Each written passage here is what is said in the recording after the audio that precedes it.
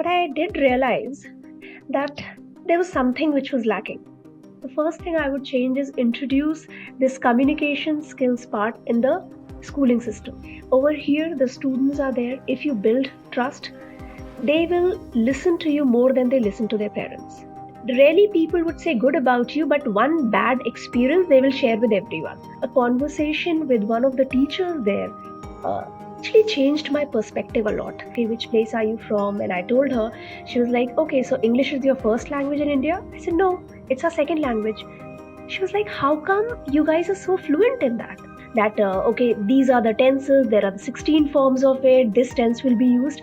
Why do I have to tell you this tense will be used like this? But then, pronunciation, our tongue movement in our mouth, that matters a lot. Where it is touching, is it touching the behind your teeth or the part of your palate? All those things.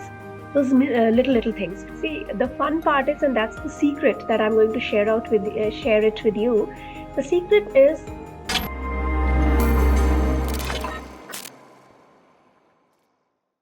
For a lot of you who are thinking about switching careers or pivoting from careers, you'll be surprised to hear that it is easy. But these life moment changes can really force you or make you rethink about your careers.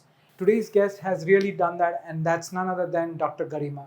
Dr. Garima, being a dentist, has now switched on to being an educator and is doing an amazing job in educating individuals when they think about language, and especially English as a language. Without much further ado, let me get on with it. Hi, Dr. Garima. Welcome to Masters Decoded Season 3 podcast. Really glad to have you on the show today. thank you so much, Anis, for inviting me. I'm really excited about it. No, likewise, it's an exciting for me as well and an honor for me. And when I was looking up your LinkedIn profile, few things kind of got my attention, and I definitely want to double click on those. Let's talk about Kidocracy, right? If I'm pronouncing it right, what is it? What is the company all about, and what got you started the entire company? See, actually, it goes back to my childhood. When I was a child, I greatly struggled with English communication. And back then, the entire focus was on maths and science.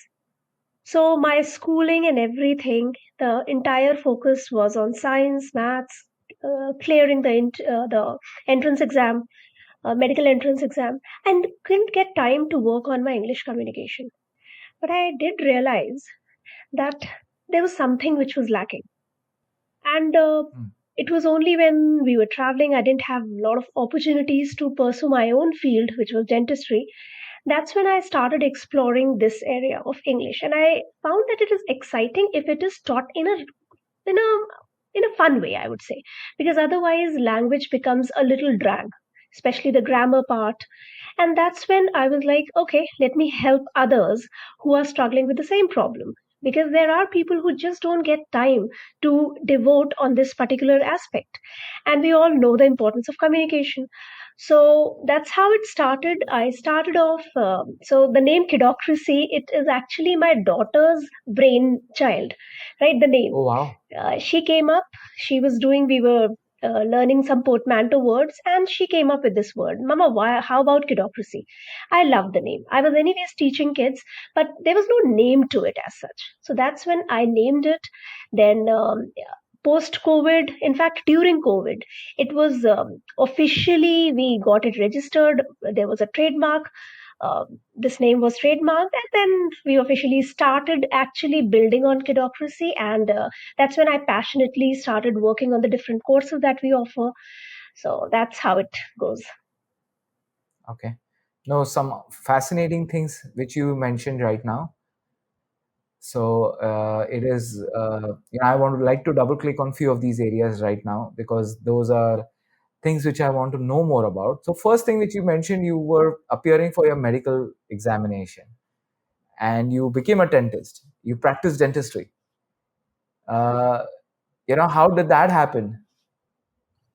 So, yes, because obviously back then it was what your family wants, what your parents want, right? So, my parents wanted me to become a doctor. I cleared the exam, and then it was like, in my own state, I cleared the dentistry one.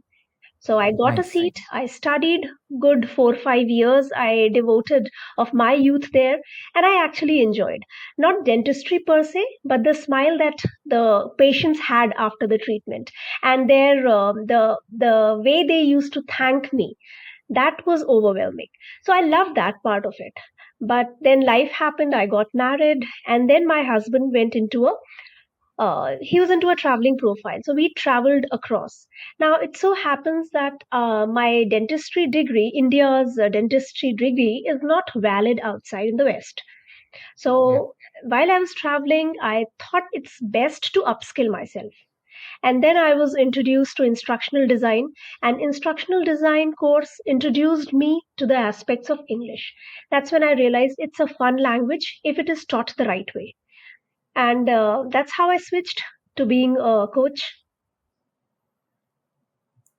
Yeah, Amitabh Bachchan, you just said it's a fun language.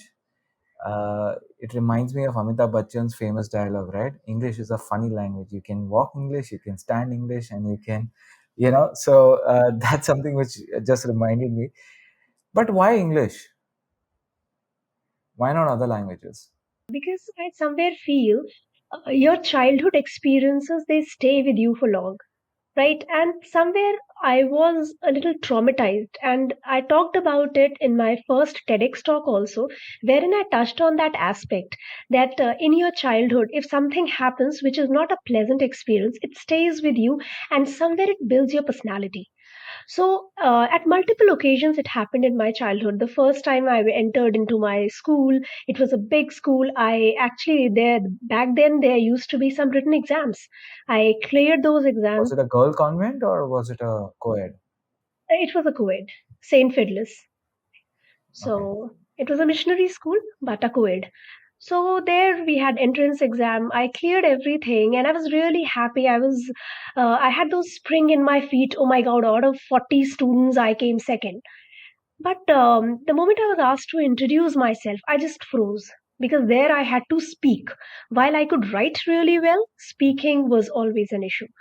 So there I froze. There were a lot of giggles and laughs going on. Uh, it actually hurt me. And I was, what, 6 or 7 that time. I was too young. And then the same thing happened in college when we were doing dentistry. I pronounced a word. So, a dead body, the technical term is cadaver when we are studying on it. So, I said cadaver. So, someone laughed at it. I was like, what's wrong in that?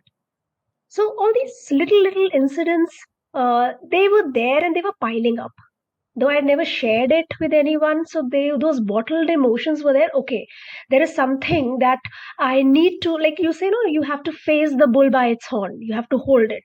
So that's what I did. The moment I got see, anyways, dentistry was my first choice. But when I knew I won't be able to pursue it, then if I have to switch, let me switch to this field. That's how Interesting. English started. So, Karima, when you look back and when you think about the decisions you made, that you had to prepare for NEET, you had to go for those NEET exams, become a dentist. Would you change that? And would you go and learn to be a teacher and develop your skills to be a teacher or be an educator? Literally focus a lot on literacy. See, if I were to change anything, I would first of all, and if I have the power to do that, the first thing I would change is introduce this communication skills part in the schooling system, in our education system. Maybe change that.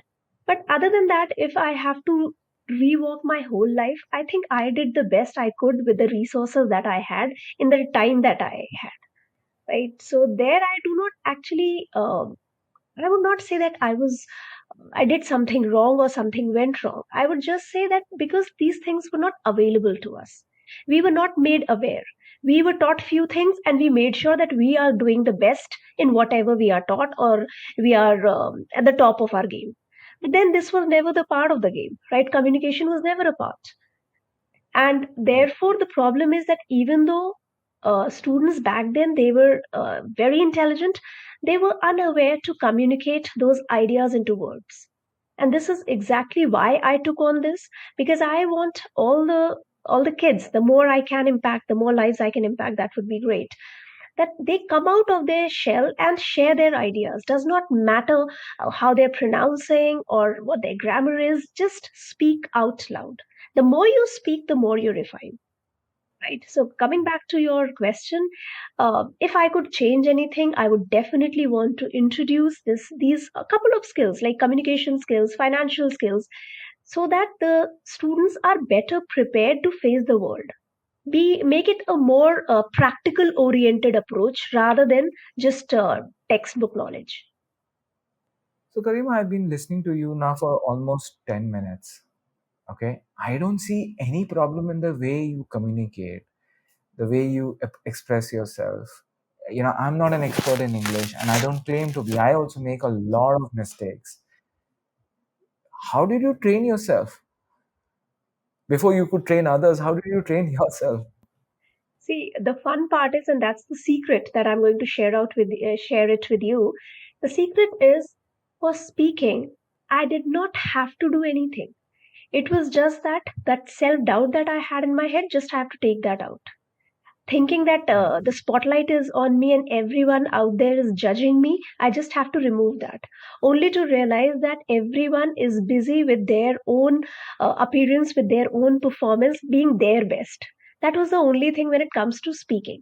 Yes, when it comes to actually teaching, there you need a lot of technical things, lot of grammatical things, because grammar, syntax, everything is different for different languages, right? So here, yes, I have to upskill myself, do a lot of courses, and I really did many courses. Even now, the moment I get time, I try to upskill myself in something or the other, right? So yes, teaching part, I did a lot of study for that.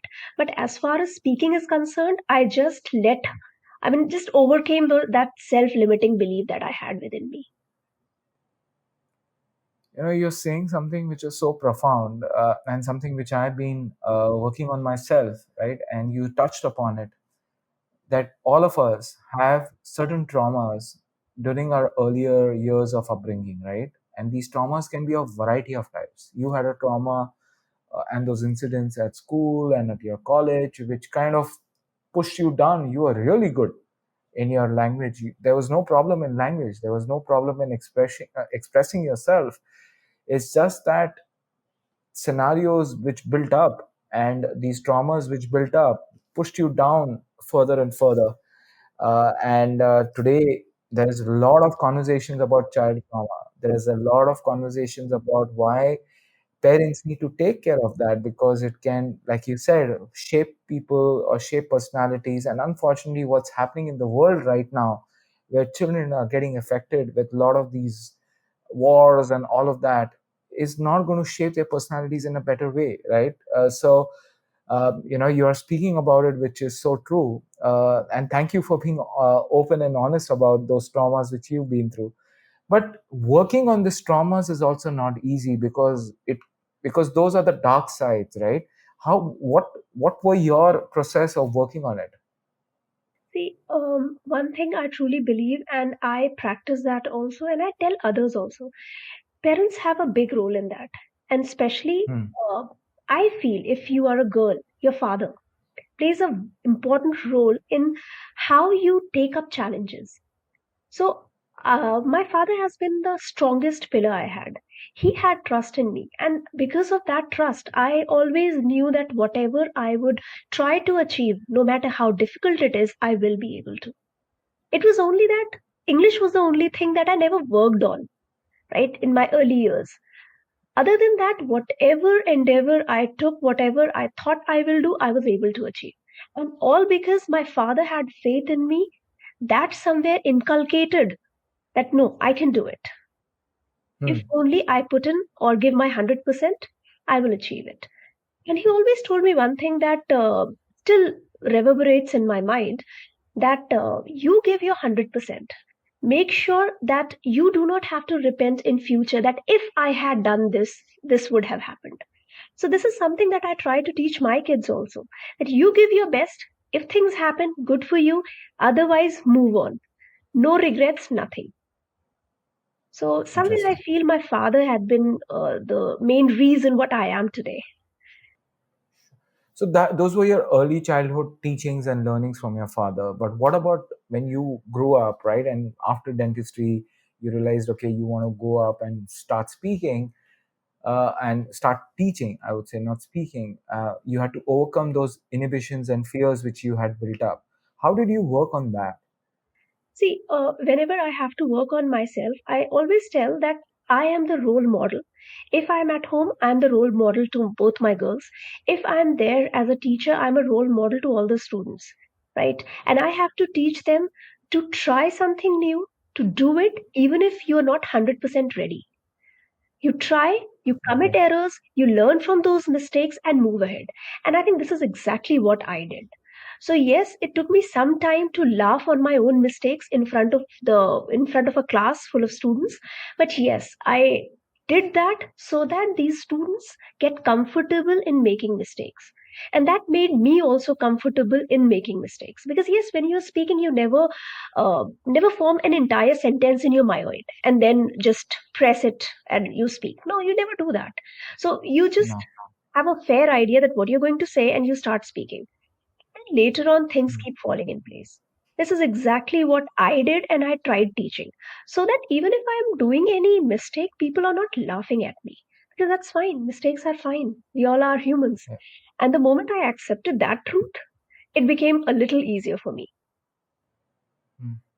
No, I should commend you on the humility you carry. Uh, you know, because you just said some things which were kind of really profound when you said that, hey, you know, you laugh on your own mistakes in front of the entire class, right? Because in India and in our, I would say in our society, we are taught that gurus are, they are at a very high pedestal, right? Gurus cannot make mistakes. Gurus are gurus, right? We can't challenge gurus. We can't question gurus. But you, as a guru, are saying that, hey, I'm a human being at the end of it, right? I can make mistakes. I can also be wrong, and you share that with your students also, and that humility is profound, right? Because people who achieve that or who get into those positions of being a guru, like a teacher, it's difficult for them. That, hey, I can also make a mistake, or I people should not question me even if my knowledge is not there. No, that's highly commendable. Just switching gears a little bit, right?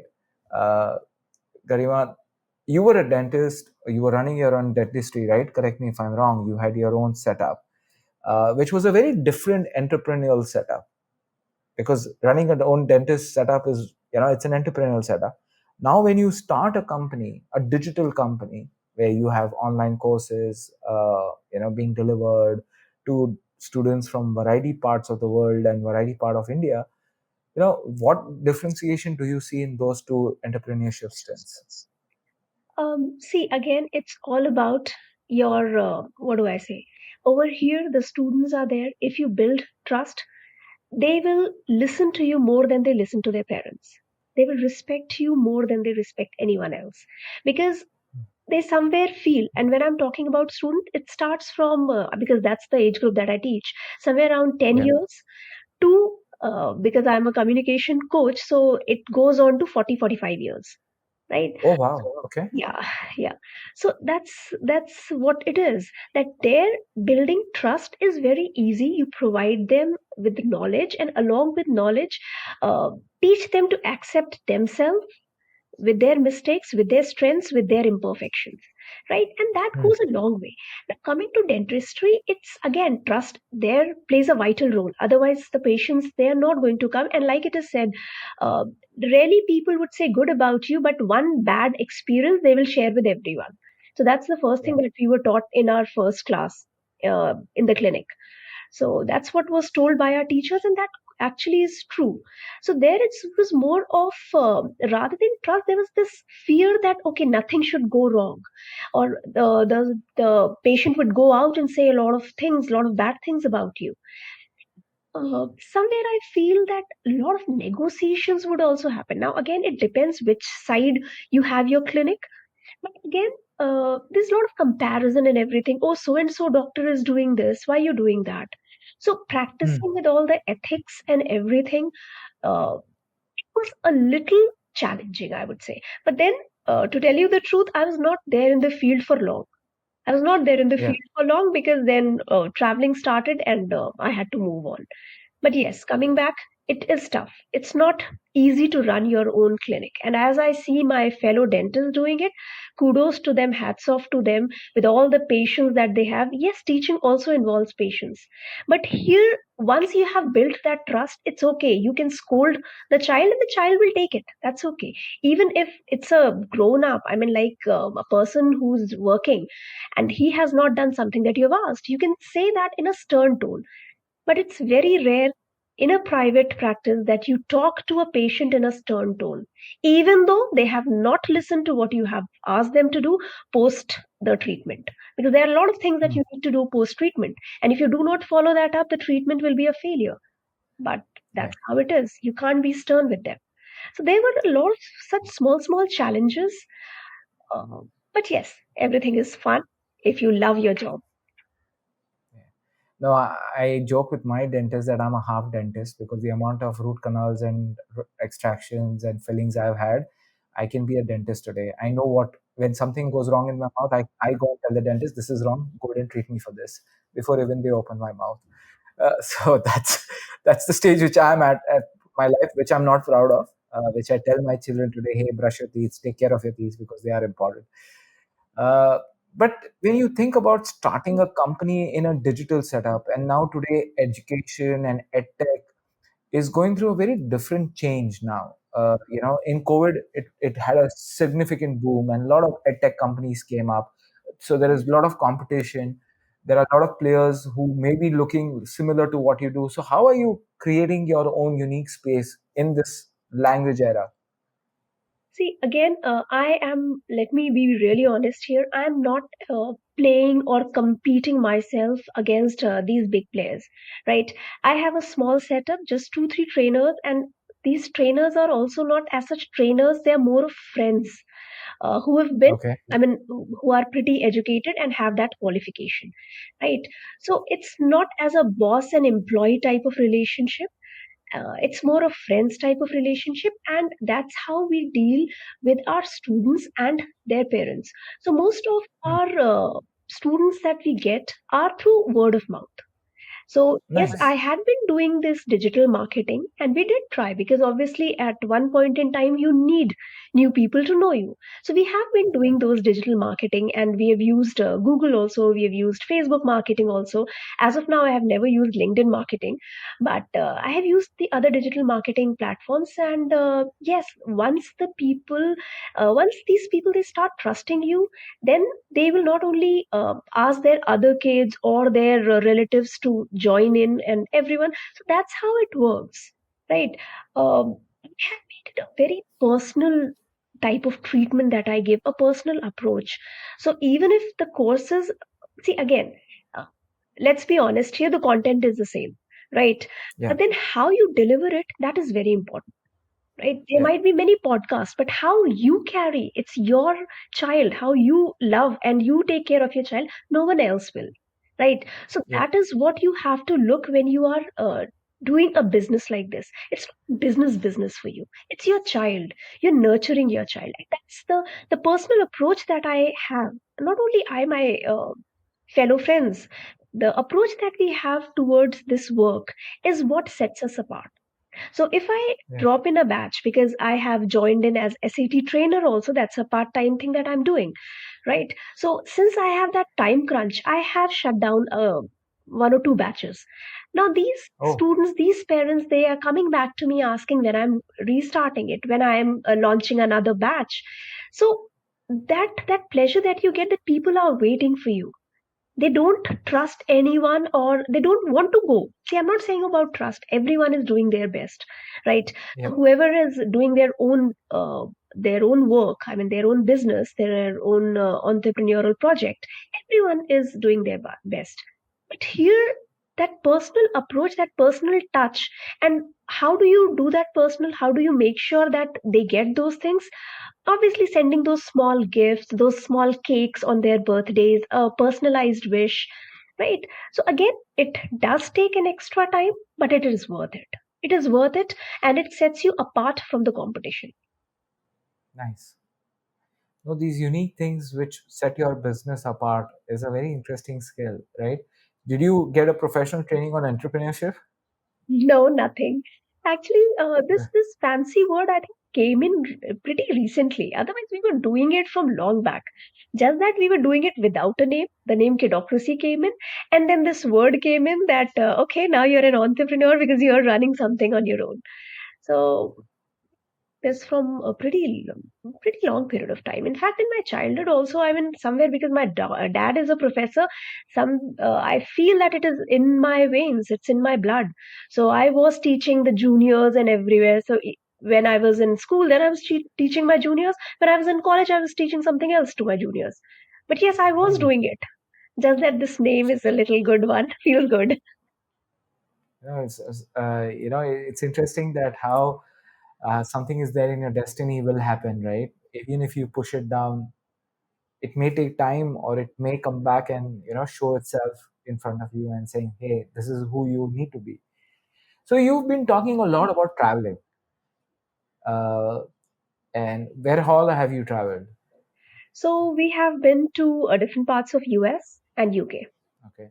So now Garima, who was, a dentist, now gets into an alien country who've had a lot of child trauma in communication.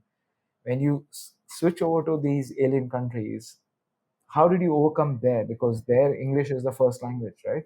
True. Actually, to tell you the truth, Anis, there a conversation with one of the teachers there actually changed my perspective a lot, and it helped me speak this language with confidence. So it so happened Nice. my daughter was just 4 year old. No, she was Hmm. 3.5. Yeah, she was 3.5, Okay. and she was playing, and we were conversing in English because English had been a problem for me, so I never wanted my daughter to face the same problem. So she was around 3, she was playing, and we were conversing in English, and we were in a hotel. So there was another lady who came, walked up to me, said, "Okay, which place are you from?" And I told her. She was like, "Okay, so English is your first language in India?" I said, "No, it's our second language." She was like, "How come you guys are so fluent in that?" I mean, this being a second language, you must have been taught really well there. English had a lot of, must have had a lot of importance there. So I was like, yeah, we teach them early in schools. So she was like, wow, that's great because second language, being so proficient in second language is a good thing. And that made me realize, oh, yes, back here in India, we judge people on this how good you can speak Yeah. English. Oh, you can't speak, you won't be. Intelligence has nothing to do with your speaking English. English or communication can't be a yardstick to judge your intelligence or your capabilities. But unfortunately, here it is.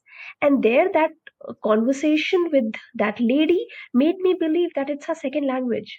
That's fine. If I'm committing a Mhm. mistake, the person standing right in front of me will not judge me on that. In fact, she didn't Yeah. even, I mean, she didn't even listen to what we are actually, the focus was not on the grammar part. Right? She was focusing on what I was saying. She was patiently listening to it, and then she gave this assessment that, oh my God, you guys are really good at it. And this actually somewhere fueled in that courage in me that's okay. Here, no one is judging you. And Yeah. trust me, that traveling experience and all did see, traveling is very important, I would say. It shapes your whole perspective. And here, a lot of things changed when I traveled. To answer that, yes, at times it was really difficult, especially when you're conversing with kids, because kids do not have Mhm. that clarity in their voice when they're speaking. Yeah. And that, along with an accent, a UK accent, was tough.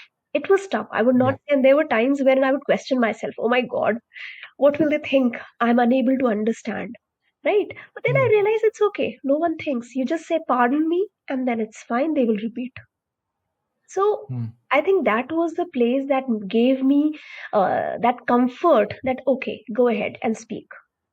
And that is what Yeah. I brought along with me when I came back to India and I started with this work. Nice. No, you said few things which I want to double click further on this now. Now, and previously you mentioned about communication skills being taught in school, right? That's something which we need to teach. Now, in schools they're teaching communication, but that's language, understanding of language, right? Like grammar, how you construct a sentence, what are verbs, adjectives, all of that. So when you say communication skills, is it conversing skills you're looking at, or is it more than that? Yeah, it's more of conversing skills. How well can you see when I'm talking about communication? Communication is a targeted conversation, right? Hmm. Conversation, any talks to and fro does not count under communication. A communication and effective communication is that you have to deliver some talk in maybe 10 minutes. Now try to deliver the same talk in 2 minutes. Now, can you rephrase and maybe share just the gist in 1 minute? Can you do that? That's how you can shape being an effective communicator. How well can you rephrase the whole thing and speak for, see, again, for some people, speaking for 10 minutes is tough. But for some, conveying the same information in 2 minutes is tougher. They can speak for longer because they will use a lot of, what do I say, filler words, Yeah. right? But they won't be able to effectively say the same thing in lesser time. So it's both ways. So when you are teaching, make sure you focus on both the aspects.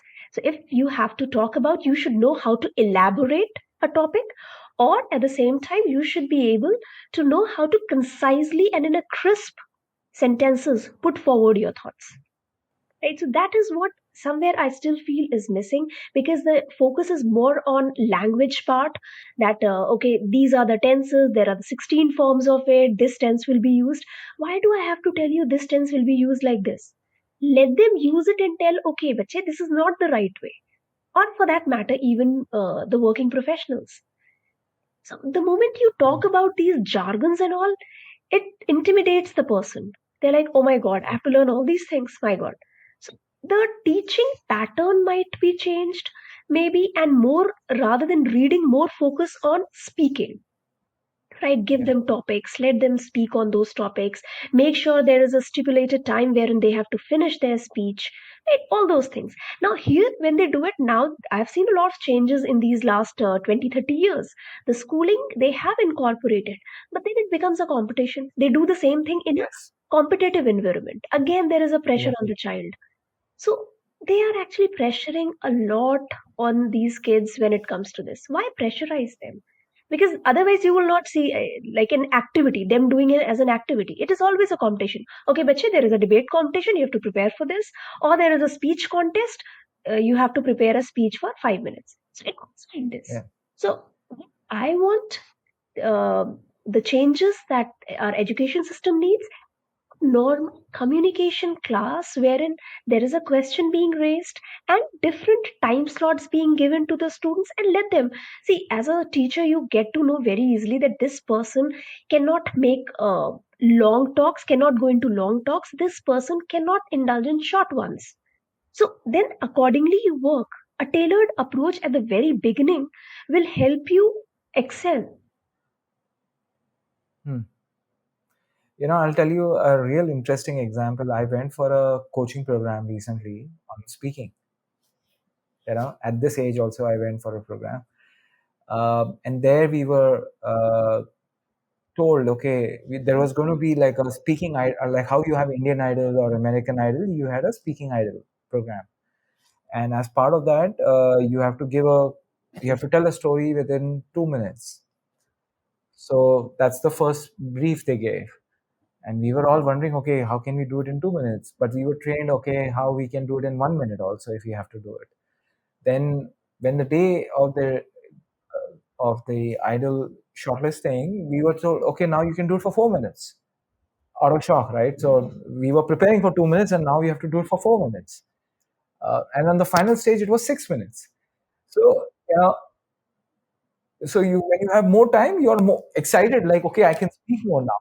But when we were told, okay, how can you reduce it? That was a fun exercise, and it was a fun 5 day program which I did for myself, and I can tell you it was far enriching for me. But one thing I realized as part of that, and I would like to question you also on this, is grown-ups.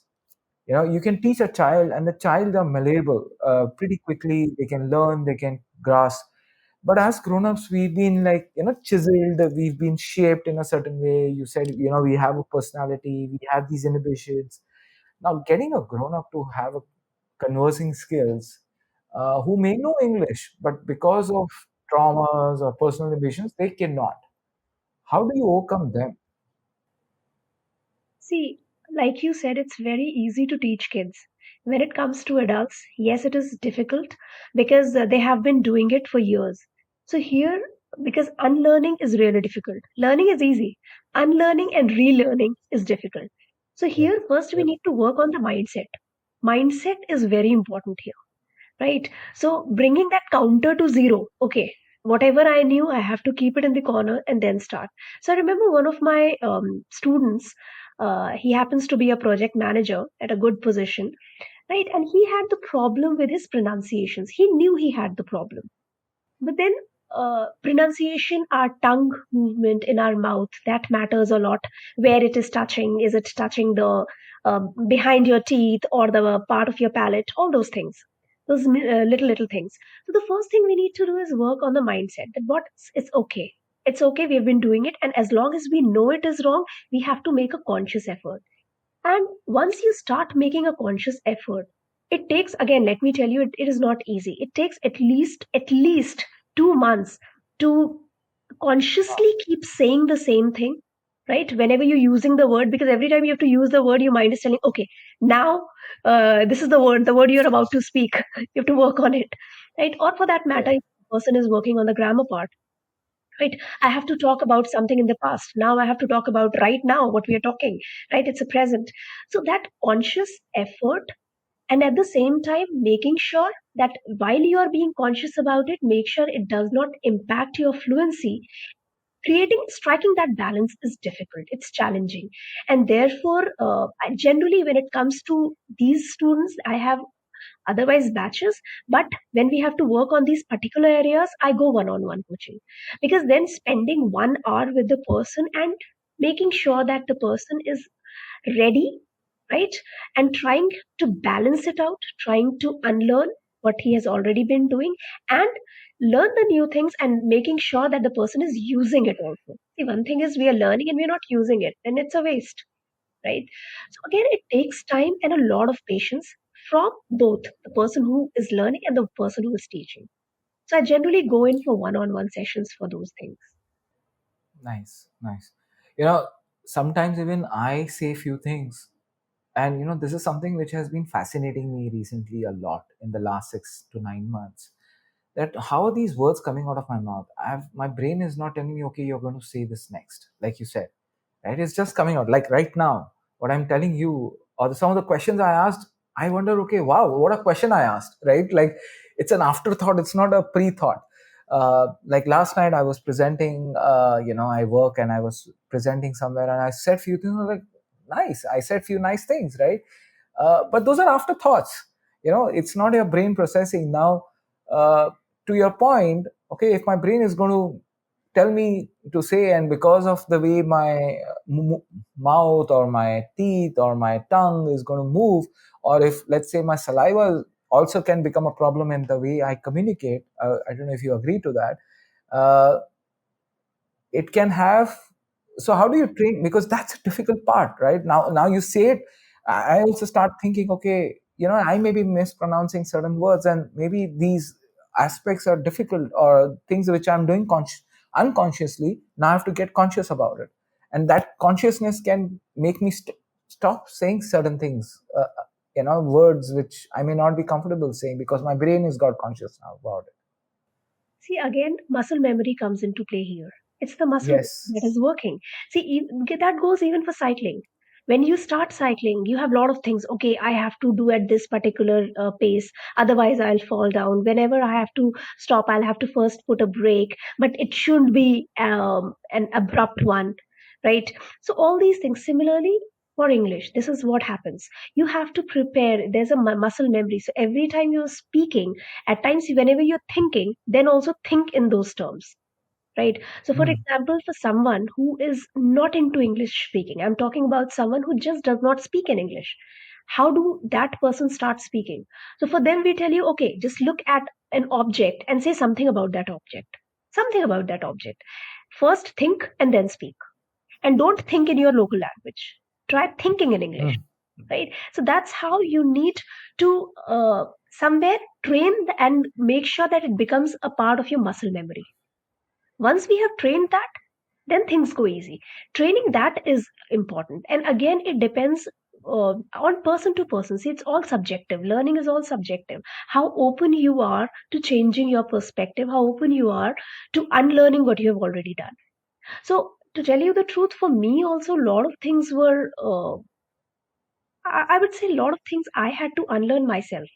For example, even now, whenever I'm typing a message, after, see, when we are joining a list, we put and then we write something. And then I come back, oh, Yeah. I forgot a comma there.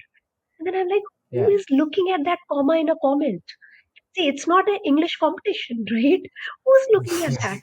That's how things happen once they become a part of your muscle memory, right? Even Hmm. when you're speaking, I'm like, oh my god, I said a long A.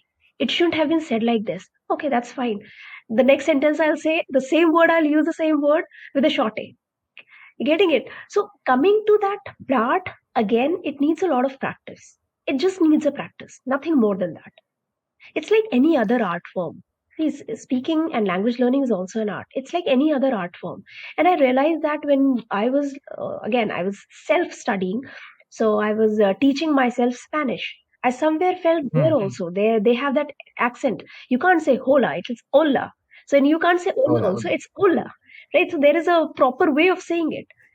So again, it's for anything that you are learning, any art form that you are learning. The more you practice, but the crucial point here is learn and practice the right thing. If you practice the wrong thing, then it becomes a big task, right? So Hmm. there is where you need a mentor. Otherwise, generally, I tell them, see, few things you can do on your own. You read books, you speak. When you're reading, you read it out loud. First, read it slowly, then read it with a pace that will help you, your mouth muscles, right? So, again, there are a lot of things you can do on your own, but there are few things for which you need mentor. So, I Right. never, in my webinars, I never tell, oh, you all need mentors, please come and join my classes. I never tell them. So, see, most of you might be able to do it on your own. If only you think you need one, I'm always Right. there. So that's how I do. I think Nice. that is what sets me apart from my competitors. I don't say you come to me, everyone come to me, I'll teach you. No, you decide you want my help or not. And once you've decided, Hmm. then you listen to me. What keeps you going every day? Like when you wake up and like, okay, आज बच्चों को सिखाना है and अच्छे से सिखाना है. Like what keeps you going?